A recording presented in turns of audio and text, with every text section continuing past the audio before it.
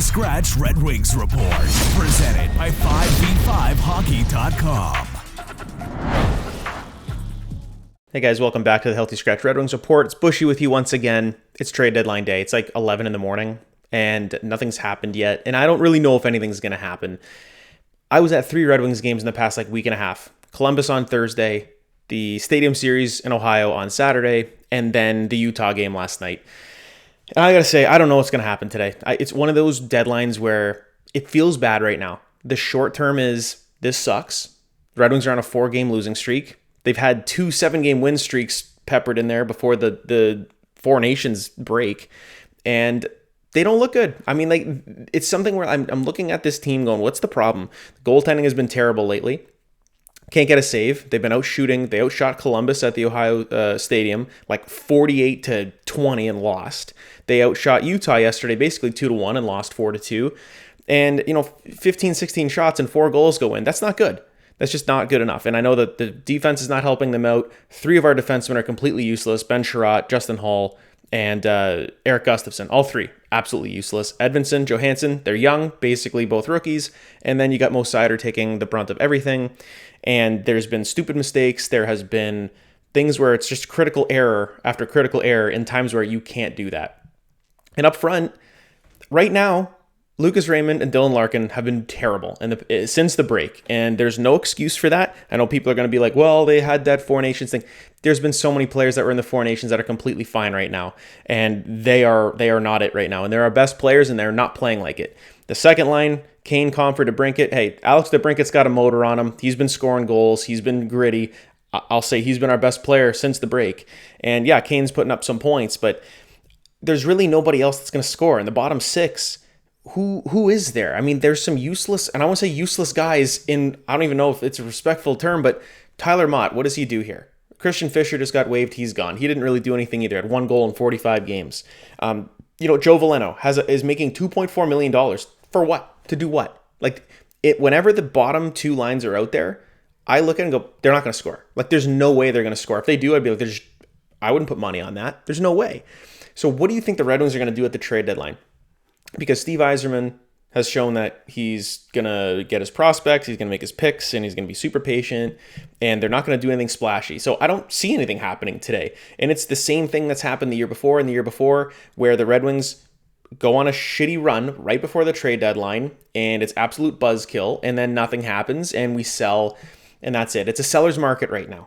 Some of the prices are insane. I don't even want to get into the Jake Wallman thing. We gave up a second with him to get rid of him. I thought he was a positive asset at the time. The Oilers just traded a first-round pick and a prospect for him. Figure that one out. I have no clue.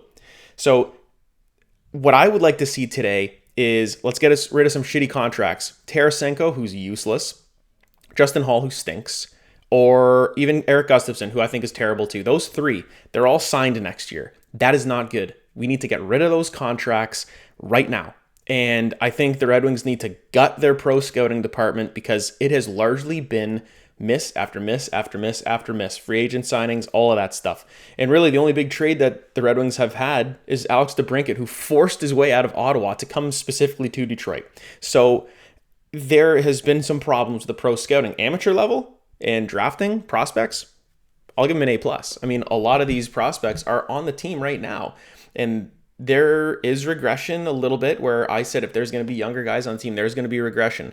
But the veterans that have been sprinkled in here just haven't been doing it and have been largely useless. So I want to see those contracts shed. But at the same time, you're going to have to add a pick to that to get rid of these guys, where I'm like, well, we might as well use one of these picks to go get somebody. I'd be okay if they went and bought somebody, because at this point, it's like, well, why not? We're still a point out of the playoffs. Everyone is thinking this is doom and gloom and the season's over. It's we're on a little bit of a cold streak here at the worst time, but by no means are we out of it. The Red Wings are right there. They're a point out, and it felt bad because they were in the first wild card spot. If they would have won those 2 games against Columbus, but they didn't. They would have been in the playoffs by 3 or 4 points right now. But that's what separates really, really good teams from what the Red Wings are right now, which is a wild card contender. So I don't really even think going through and being here's the guys that I would target. I don't think there is any. And I think it's hard to even look at it and go, they should buy or they should sell. This is absolute right in the middle, right down the fence, and like I can't even guess, because the years before they'd be like, well, clearly they're selling. Right now they could stand pat and do nothing, and I would understand it. They could go and buy someone and I would understand it, and they could sell and I'd understand it. But it's just a little bit frustrating. I think that's the thing that a lot of fans have right now, is just some frustration of like the here and now sucks. And I've done the video of like going forward, we're going to be okay. A lot of these prospects and these players that are coming up are showing the promise that they're going to lead the team going forward. But I want some free agents sprinkled in there. I want go get a trade where it's a guy that's going to be a part of this core. Give up a second round pick. Go do something a little bit bold. You know, at one point you have to jump in and do that. You can't just keep drafting and drafting and drafting. I guess you can, but you need to supplement somehow. And go and get a guy like Alex DeBrincat, right?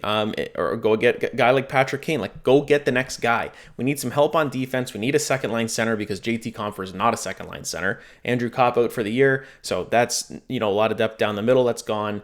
And there's really nobody else. I mean, what are we going to do at goaltending? We're kind of just waiting for Sebastian Cossa to come. So it's a patience game. It's a waiting game. And as a fan, it sucks, because that's all we have. You know, so like, I'm not expecting anything to happen today. If the Red Wings do make a move, I'll be up here. I'll be making a video and kind of breaking it down. But I'm not going to be crossing my fingers, because I really don't think anything's going to happen. But we'll see how it goes.